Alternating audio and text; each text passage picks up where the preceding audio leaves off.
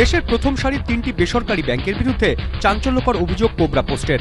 এক স্টিং অপারেশনের পর তাদের দাবি, গ্রাহকদের কাছ থেকে কালো টাকা নিয়ে তা সাদা টাকায় পরিণত করছে বেশ কয়েকটি বেসরকারি ব্যাংক। কাঠগড়ায় আইসিআইসিআই, এইচডিএফসি ও অ্যাক্সিস ব্যাংক। কোবরা পোস্টের দাবি, কালো টাকা সাদা করতে আরবিআই এর নির্দেশিকা, আয়কর আইন, ফেমা আইন লঙ্ঘন করে এই ব্যাংকগুলি বিনিয়োগ করছে বিভিন্ন জায়গায়।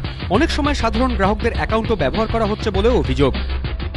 20-25 तरीके हैं जिसे वो बताते हैं कि कैसे वो रूट करेंगे पैसे को, कैसे बाहर ले जाएंगे, कैसे लॉकर्स में रखेंगे, कैसे धीरे धीरे डालेंगे। पूरा अक्रॉस द बैंक अगर हम बोलेंगे तो सबके पास 80% कॉमन है, 20 शायद डिफर करता है बैंक टू बैंक। কোবরা পোস্টের চাঞ্চল্যকর অভিযোগের প্রেক্ষিতে উচ্চ পর্যায়ে তদন্তের নির্দেশ দিয়েছে অভিযুক্ত তিনটি বেসরকারি ব্যাংকের কর্তৃপক্ষ। আইসিআইসিআই ব্যাংক জানিয়েছে, ঘটনার তদন্তের জন্য উচ্চ পর্যায়ের কমিটি গঠন করা হচ্ছে। 2 সপ্তাহের মধ্যে কমিটি রিপোর্ট দেবে। ব্যাংকের কর্মীদের স্বচ্ছভাবে কাজ করার প্রশিক্ষণ দেওয়া হয়, কোনো বেআইনি কাজ বরদাস্ত করা হবে না। এইচডিএফসির তরফে লিখিত বিবৃতি দিয়ে জানানো হয়েছে, বিষয়টির উচ্চ পর্যায়ে তদন্ত করা হচ্ছে।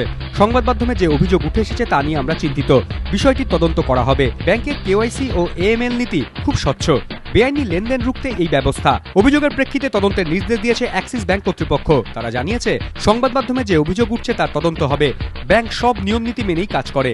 অভিযুক্ত তিনটি বেসরকারি ব্যাংকের বিরুদ্ধে উপযুক্ত তদন্তের দাবিতে সরব হয়েছে রাজনৈতিক মহল। এবিপি আনন্দ।